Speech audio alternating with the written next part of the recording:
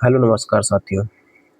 जैसा कि इस्लामाबाद में अमेरिका और ईरान के बीच मध्यस्थता को लेकर टॉक हुई थी, वो फेल होने के बाद अमेरिका ने ईरान को धमकी देते हुए कहा है कि तुम अगर स्ट्रेट ऑफ हॉर्मुज़ को बंद करोगे तो उसके आगे मैं ब्लॉकेड लगा दूंगा। और अमेरिका ने कल शाम को 7:30 बजे वो ब्लॉकेड लगा भी दिया है।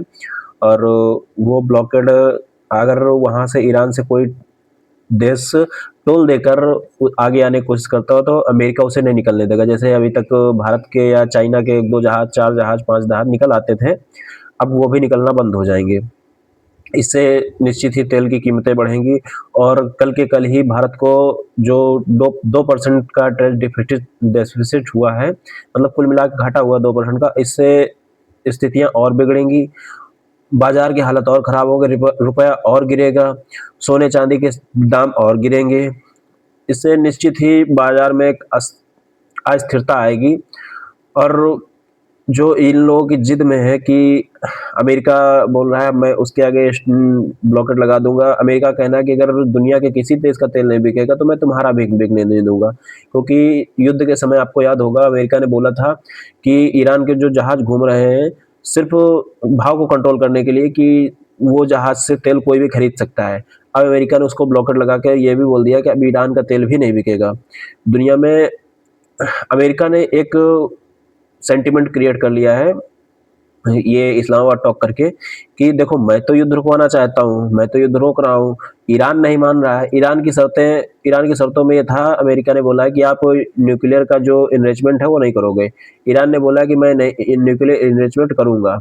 इस जगह अगर आप बताइएगा, ये मेरी पर्सनल चॉइस नहीं है, मैं एक सोच बता रहा हूँ अपना, कि ईरान गलत है इस जगह को लेकर, क्योंकि अगर आप अपने डेवलपमेंट पर ध्यान देते तो आज यूएई, कतर, बहरीन, ये सारे देश डेवलप्ड हैं। आप उनके बीच में हैं, आपके पास भी उतने संसाधन हैं, सब कुछ है, आप डेवलप्ड क्यों नहीं हुए?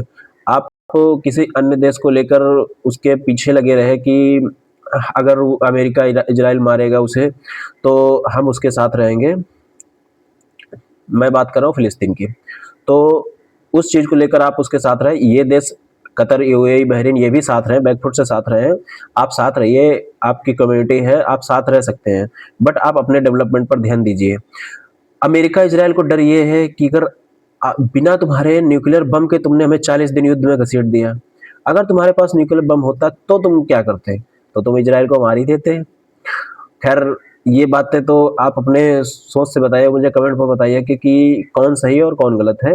अमेरिका सही है, इजराइल सही है, और या जो हमारे ईरान सही है।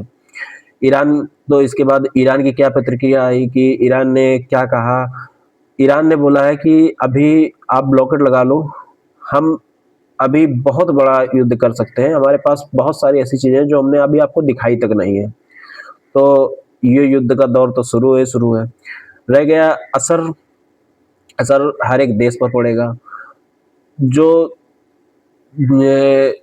जापान ने बोला था कि माइंस बिछी हुई हैं स्ट्रेट ऑफ हॉर्मुज में, तो उसको लेकर जो अमेरिका के सैनिक हैं उन्होंने जो पानी के अंदर ड्रोन होता है उसको उड़ाया है कि कहाँ कहाँ माइंस बिछी हुई है देखने के लिए। उसमें जापान ने पहले बोला कि हम आपका साथ देंगे, फिर उसके बाद जापान पीछे हट गया है। यूके ने बोला है कि हाँ हम इसका आपका साथ दें, ब्लॉकेट में साथ नहीं देंगे, हम आपका जो माइंस बिछी हुई हैं उनको हटवाने में साथ देंगे। और उधर आईआरजीसी जो ईरान रेवोल्यूशन गार्ड हैं, उन्होंने अपने ड्रोन उड़ा देखना शुरू कर दिया है कि कौन सा जहाज कहाँ से निकल रहा है, क्या है। अब आगे स्थितियां और खराब होंगी, बाजार की हालत और बिगड़ेंगे।